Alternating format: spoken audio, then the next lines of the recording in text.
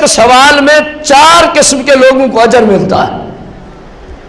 سوال ایک کوئی کرے، اس نیت سے سوالات لکھے کرے جو حدیث اب آپ کو سنا رہا ہوں، جتنے سوال بھی آپ بھیجیں گے یا کبھی کسی عالم سے پوچھیں گے اس نیت سے بھیجا کرے جو حدیث آپ سن رہے ہیں۔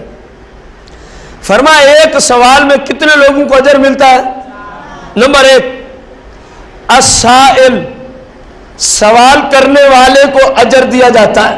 نمبر 2 والعالم، اور جو سوال کا جواب دینے والا عالم ہے اس کو بھی کیا دیا جاتا ہے؟ اجر دیا جاتا ہے۔ نمبر 3 والمستمع، اور جو سائل اور مجیب، جس نے سوال کیا جس نے جواب دیا، جو ان کے سوال و جواب کو سنتا ہے اس کو بھی کیا دیا جاتا ہے؟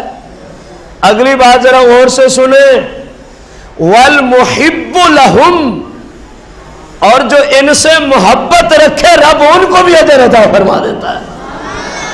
سوال کرنے والے سے، سوال کا جواب دینے والے سے، اور ان کے سوال و جواب کے سننے والوں سے سرکار نے فرمایا جو فقط محبت رکھے کہ چلو یار یہ دین سیکھنے بیٹھے ہیں، کیا سیکھنے بیٹھے ہیں، فرمایا رب اس کو بھی برابر کا اجر عطا فرما دیتا ہے۔ اب دیکھیں ایک سوال میں 4 قسم کے لوگوں پہ اللہ کی رحمت نازل ہوتی ہے۔ تو آپ اسی نیت سے کہ ہم اس حدیث پہ عمل کرنے کے لیے سوال لکھ رہے ہیں، اس حدیث پہ عمل کرنے کے لیے تاکہ اتنے سارے لوگوں کو اجر مل جائے۔ آج کے درس کی آخری حدیث،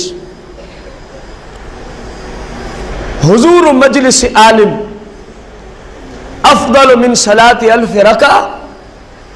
اب غور کرنا،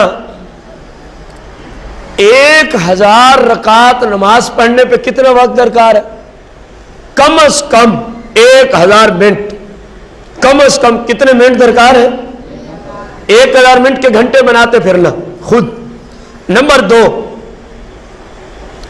1000 مریض کی عیادت کرنے کے لیے کتنا وقت درکار ہے؟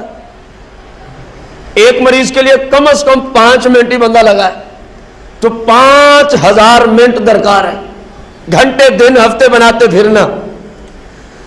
اور 1000 جنازے میں شرکت کرنے کے لیے کم از کم ہر جنازے میں کم از کم بھی ٹائم لگے تو 20 منٹ تو لگیں گے نا، کم از کم۔ تو کتنا ہوا؟ نا جی 1000 جنازے میں جانا ہے، اور 1000 کو پھر 20 سے ضرب، غور کریں اتنا ٹائم کس کے پاس ہے؟ اول تو ٹائم نہیں، ثانیاً اتنے جنازے ہم کہاں سے لے ہیں؟ مسلمانوں کے جنازوں کی بات ہے۔ اور ایک جنازے کا ثواب پتہ ہے کتنا؟ سرکار نے فرمایا جو صرف جنازہ پڑھے اللہ اس کو اتنی نیکیاں دیتا ہے، یہ صحیح کی حدیث ہے۔ فرمایا صحابہ جتنا میرے احد پہاڑ کا وزن ہے اللہ اتنی نیکیاں اس کو دیتا ہے جو صرف جنازہ پڑھ لے، ایک جنازہ۔ اور فرمایا جو جنازہ پڑھ کے قبرستان بھی چلا جائے، دفن کرنے کے بعد واپس لوٹے، اے صحابہ میرے احد پہاڑ کو 2 مرتبہ تولا جائے، جتنا اس کا وزن ہوتا ہے اللہ اس کو اتنی نیکی عطا فرماتا ہے۔ اور ادھر کتنے جنازوں کی بات ہے؟ 1000 جنازہ، 1000 مریض کی عیادت اور 1000 رکعت نماز ہے۔ آپ میں سے کون اس پہ عمل کر سکتا ہے؟ قربان جاؤں سرکار مدینہ علیہ السلام کی رحمت اور شفقت پہ، جب آپ اس کو سنیں گے تو آپ کہیں گے ہم تو عمل کیے ہوئے ہیں، بلکہ اس سے افضل پہ عمل کیے ہوئے ہیں۔ سرکار نے فرمایا 1000 رکعت نماز پڑھنے سے بہتر ہے 1000 مریضوں کی عیادت کرنے سے کھربوں درجے بہتر ہے، 1000 مسلم کے جنازہ پڑھنے سے اربوں درجے بہتر ہے۔ کیا؟ حضور مجلس عالم، کسی عالم کی مجلس میں آ کے بیٹھ جانا، کسی عالم کی مجلس میں آ کے بیٹھ جانا۔ سرکار فرماتے ہیں افضل، یہ 1000 رکعت پڑھنے سے بھی زیادہ اجر دیتا ہے، یہ 1000 مریضوں کی عیادت کرنے سے زیادہ اجر ملتا ہے، اور 1000 جنازہ پڑھنے سے افضل، اس میں تفضیل کا صیغہ ہے۔ یہ اللہ جانتا ہے کہ کتنا زیادہ ملتا ہے، ہم جانتے ہیں۔ تو یہ ساری فضیلت تو آپ کو مل رہی ہے۔ یہ ساری فضیلت تو آپ کو، یہ طالب علم کی فضیلت ہے. کس کی فضیلت ہے؟ طالب علم کی فضیلت ہے.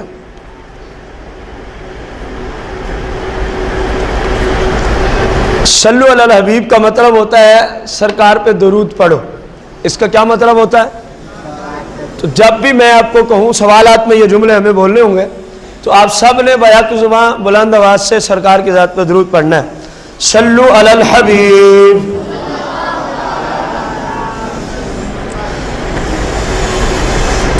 پہلا سوال آپ کے درس کے متعلقہ ہے انہوں کا، جو آپ نے طالب علم کی فضیلت پر قرآن کی 2 آیات پڑھی ہیں ان کا حوالہ لکھوا دیں، لکھ لیں.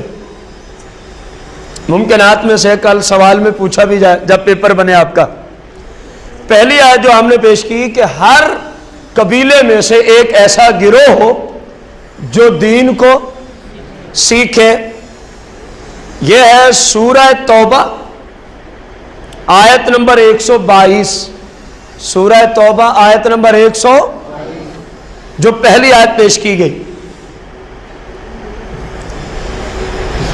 دوسری آیت ہم نے پڑھی فَاسْأَلُوا أَهْلَ الذِّكْرِ إِن كُنتُمْ لَا. یہ 2 مقامات پہ ہمارے علم کے مطابق قرآن میں موجود ہے.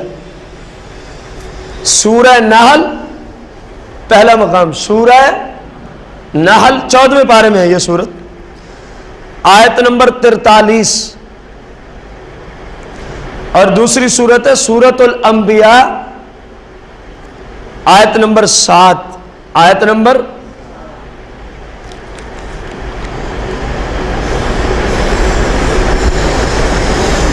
صلو علی الحبیب صلی اللہ تعالی علیہ.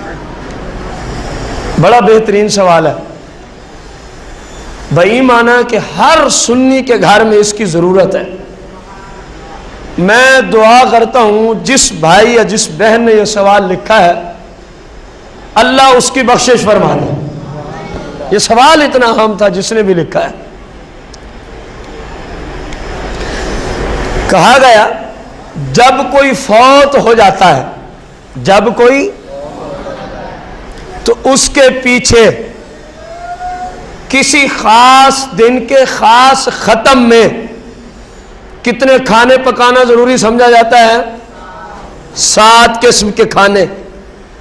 ہمارے بھائی یا ہماری بہن جس نے یہ سوال لکھا وہ پوچھ رہے ہیں کیا ان کی بھی کوئی اصل ہے شریعت میں؟ اب ذرا غور سے اس کا جواب سنیں.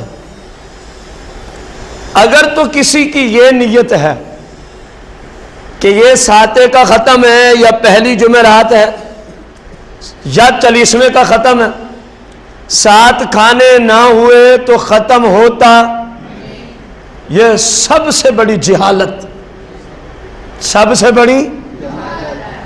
اور اگر کوئی اس وجہ سے کرتا ہے کہ بندہ مر گیا تو 7 دن گزرے ہیں تو ہر دن کے اعتبار سے 7 قسم کی مختلف ڈشیں تیار کی، تو تب بھی جہالت، تب بھی.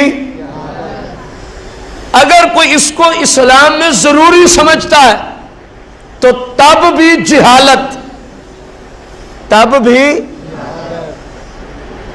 اگر کسی مسلمان کے پاس حلال روزی ہو اور وسعت بھی ہو، تنگ ہو کے نہیں، وسعت بھی ہو، امیر شخص ہو، اپنے کسی مسلمان بہن یا بھائی کے مرنے کے بعد اگر وہ کبھی مسلمانوں کو کھانا کھلانا چاہے، کوئی ایک ڈش بنانا چاہے، تو اسلام اس سے روکتا.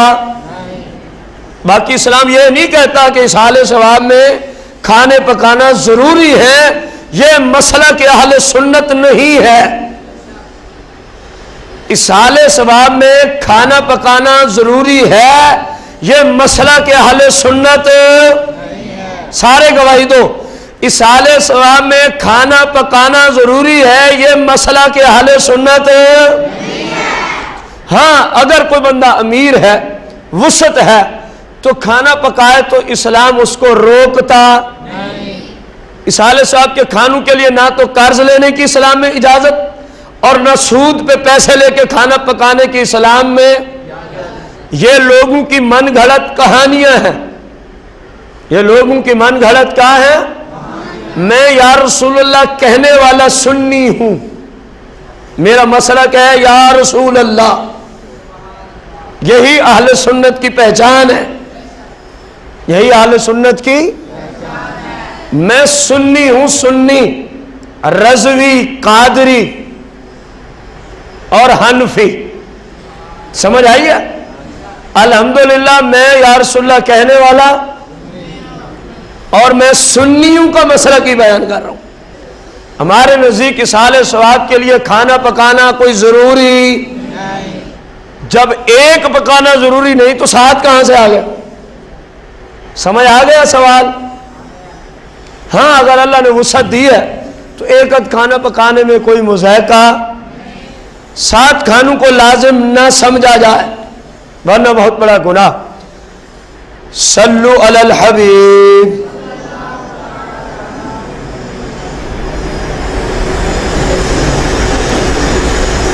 وعلیکم السلام ورحمۃ اللہ وبرکاتہ۔ سائل نے سوال کیا، جب ہم بارہا سنتے ہیں مردوں اور عورتوں کا اکٹھے ہونا گناہ ہے، یعنی جس جگہ اب آپ بیٹھے ہیں یہی ہم ماؤں بہنوں کو بھی بلا کے دین سکھانا شروع کر دیں تو اسلام میں یہ حرام ہوگا۔ اسلام میں کیا ہوگا؟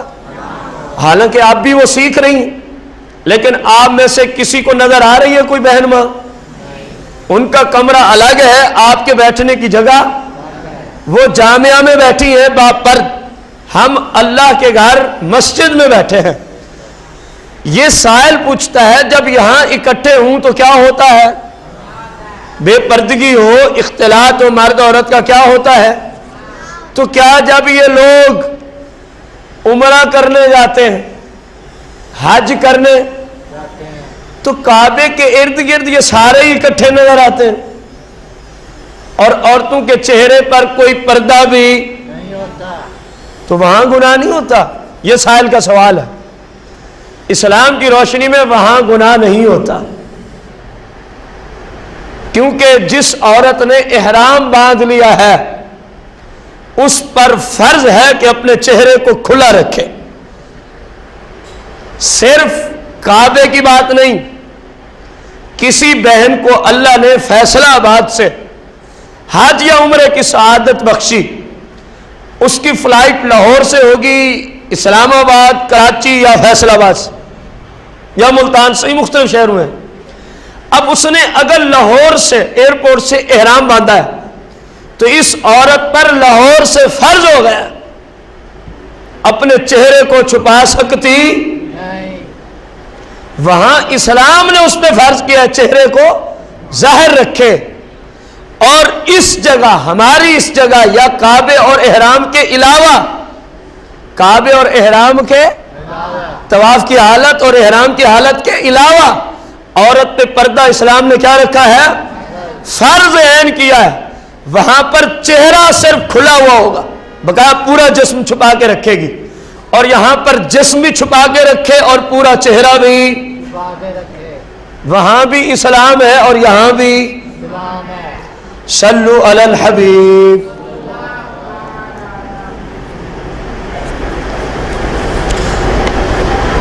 صلو علی الحبیب۔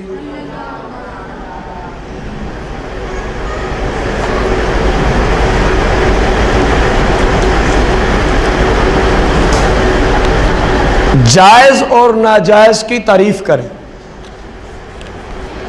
ہر وہ کام جائز، حلال، جس کے کرنے کی اللہ اور اس کے رسول نے ہمیں کیا دی ہے؟